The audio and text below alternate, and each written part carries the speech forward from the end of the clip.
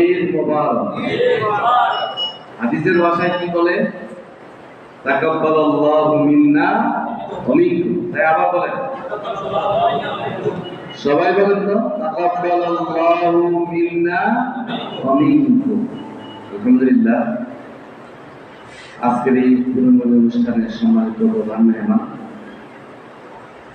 বাংলাদেশ জামাত ইসলামী চাঁদপুর জেলা সম্মানিত সেক্রেটারি, চাঁদপুর সদর ও হাইনজলি 3 আসন, সদর দুটা মিলে চাঁদপুর 3 আসন, এই 3 আসনের সম্মানিত জামাত মঞ্চের আপনি জানাব শাহজাহান মিয়া, মঞ্চের মিষ্ট 3 নং কল্যাণপুর ইউনিয়নের সম্মানিত সদস্যবৃন্দ, নেতৃবৃন্দ, ইসলামী ছাত্র শিবিরের নেতৃবৃন্দ, সম্মানিত সুধী মণ্ডলী, সকলকে ঈদ মুবারক। আমি একটু জানতে চাই, আমাদের এখানে যারা আসছেন তাদের মধ্যে এলাকার বাইরে থাকেন কি? নাই?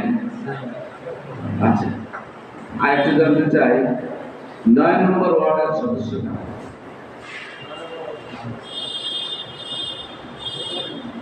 আচ্ছা কয়জন?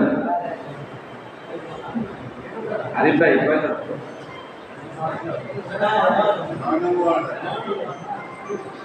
আচ্ছা, 8 নম্বর ওয়ার্ড, 8 নম্বর ওয়ার্ডের সদস্যরা, 8 নম্বর ওয়ার্ড।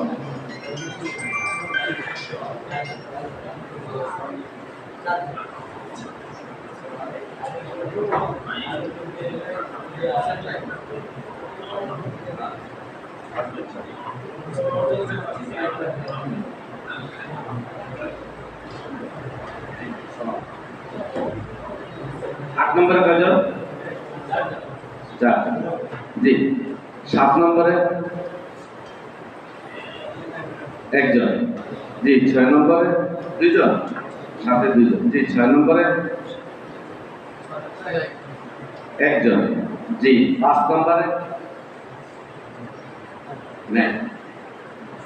4 নম্বরে 4 নম্বর ওয়ার্ড।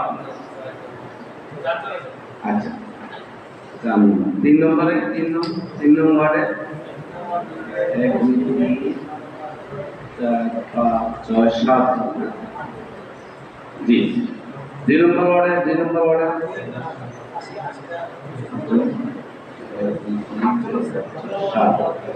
জি। 1 নম্বর ওয়ার্ডে 1 নম্বর ওয়ার্ডে আমরা। আচ্ছা, ঠিক আছে ভাই। আমাদের মেম্বার কতজন দিল? মেম্বার প্রার্থী কতজন ঠিক রয়েছে?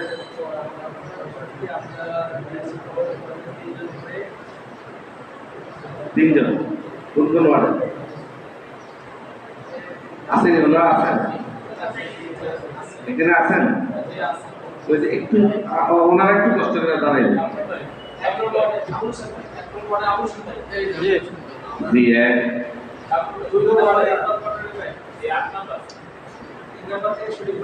এই 3 জন।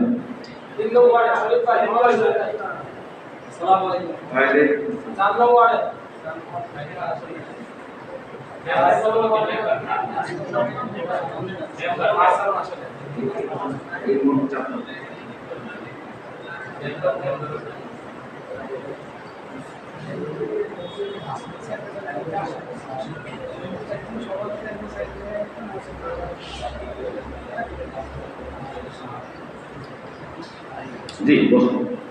ধন্যবাদ। সম্মানিত উপস্থিতি, আজকের এই ঈদ পুনর্মিলনী অনুষ্ঠান আমি একটি কথা বলব। প্রথম কথা হলো, যারা ইউনিয়নের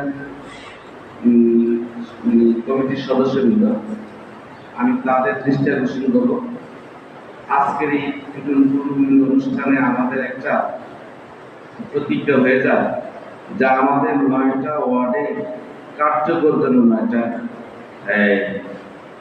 9টা টিম যেন আমাদের থাকে, কার্যকর 9টা কমিটি, বিস্তৃত কমিটি যেন থাকে,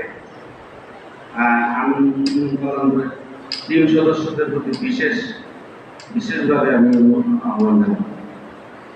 আর অন্যদের প্রতি আহ্বান হলো, আমাদের দেশটা গণতান্ত্রিকভাবে যদি চলতে হয় তাহলে যে জঞ্জাল আছে সংস্কার না করা পর্যন্ত এই জঞ্জাল ঠিক হবে না। আপনারা কি বলেন? এই জঞ্জাল মাঝে মাঝে ইন্ডিয়ার প্রতিযোগিতে আমাদের অনেক বেচা বিকৃত রাজনীতিবিদরাও মাঝে মাঝে সেই তালে পড়ে যায়, ঠিক কিনা?